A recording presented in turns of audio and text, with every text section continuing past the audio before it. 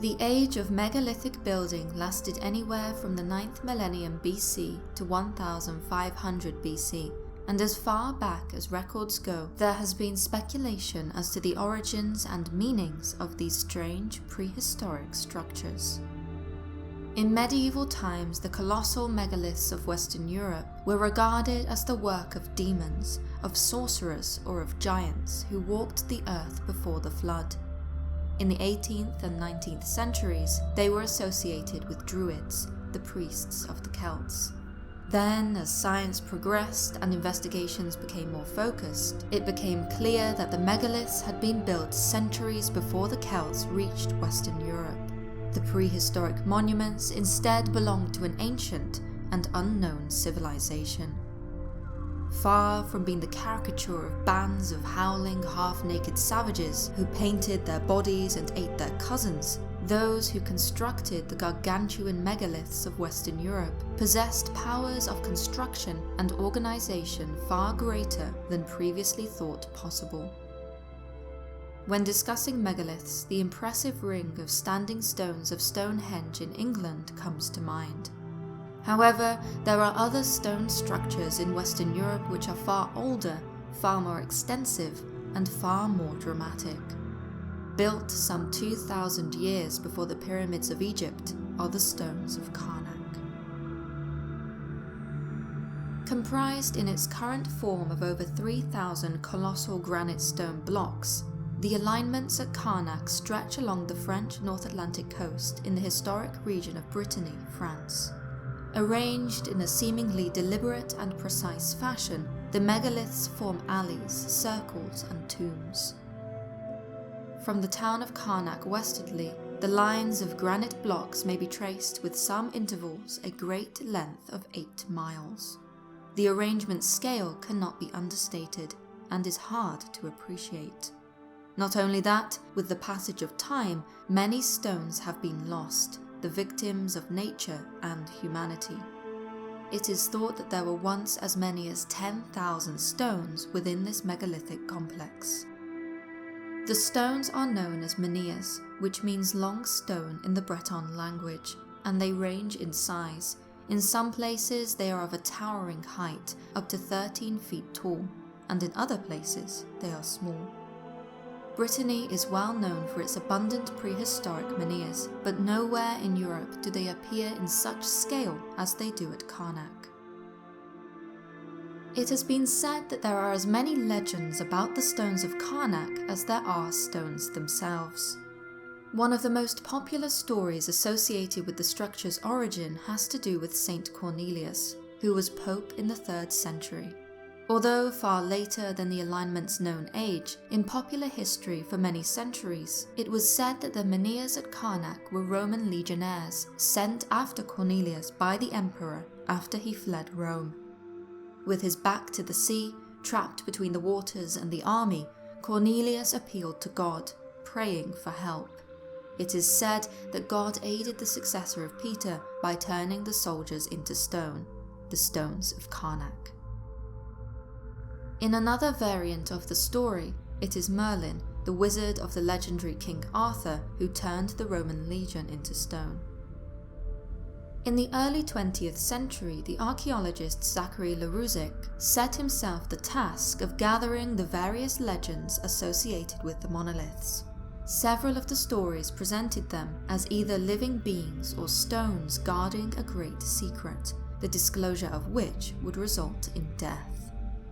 In the Manek arrangement, located to the west of Carnac, a particularly tall menhir is known in local legend as Menhir Criffel. It is said to be a young man changed into stone.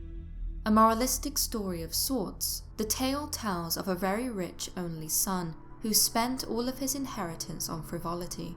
As punishment for his foolishness, God changed him into a menhir, condemning his soul to remain trapped within the granite. The young man's pitiful groans were long said to have been heard emanating from the stone. There are also stories of korrigans, which means small dwarf in Breton. These goblin-like creatures are said to haunt the megaliths, living in the hollows of rocks and dolmens, which are stone chambers covered by heavy tablets. For all their folkloric charm, none of these stories help to illuminate who actually constructed the Stones of Carnac. This is the great mystery. There has long been speculation as to the age of the arrangements. In the 19th century, it was fashionable to associate Carnac and other similar megalithic structures such as Stonehenge with the Celts, in particular their priests, the Druids.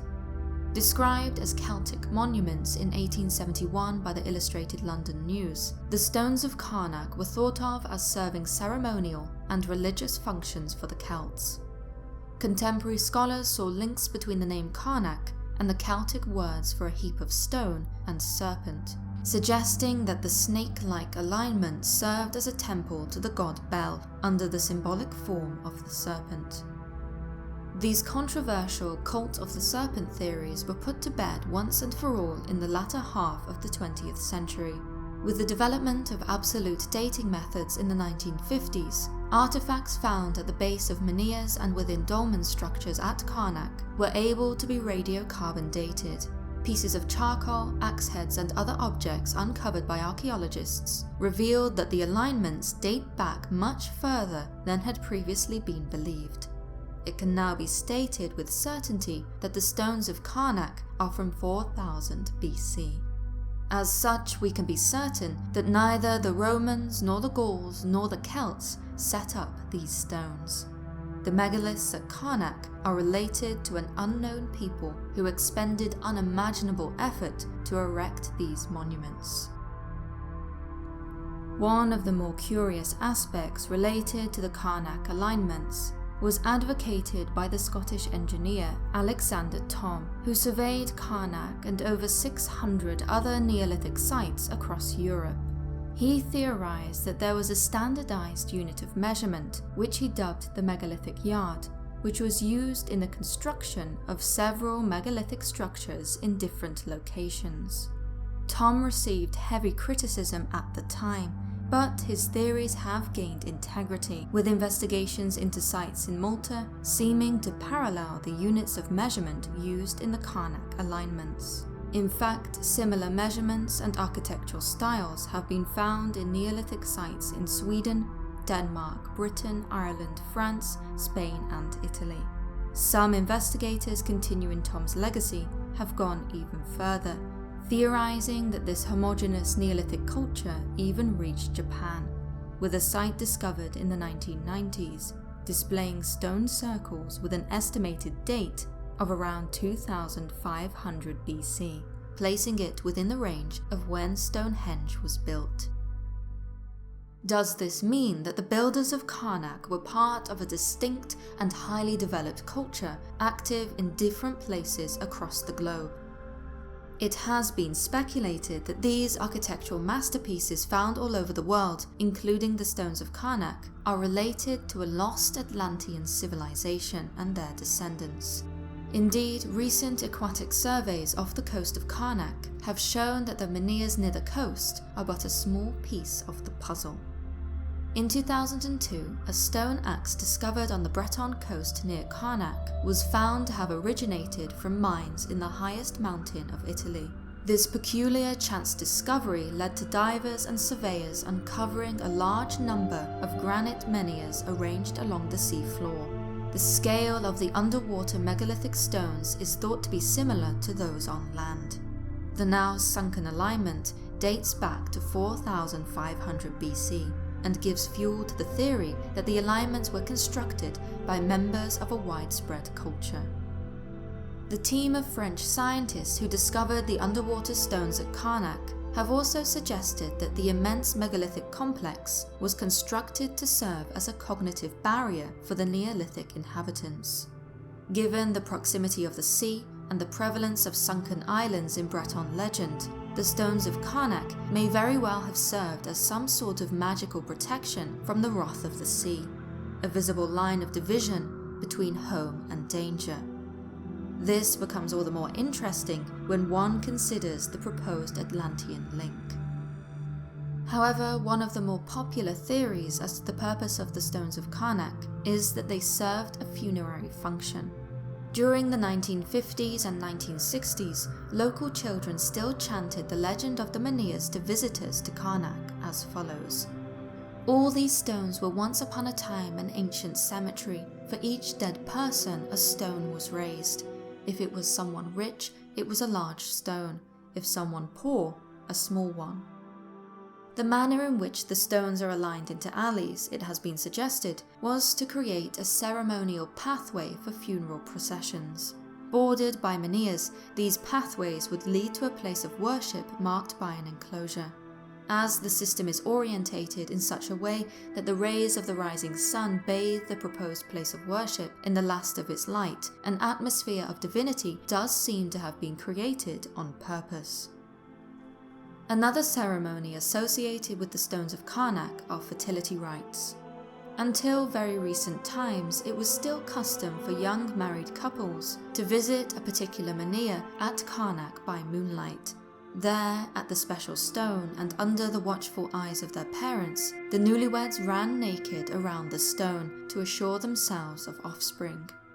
Similar fertility rites are known across Brittany, suggesting a deep-rooted association between the megalithic stones and fertility.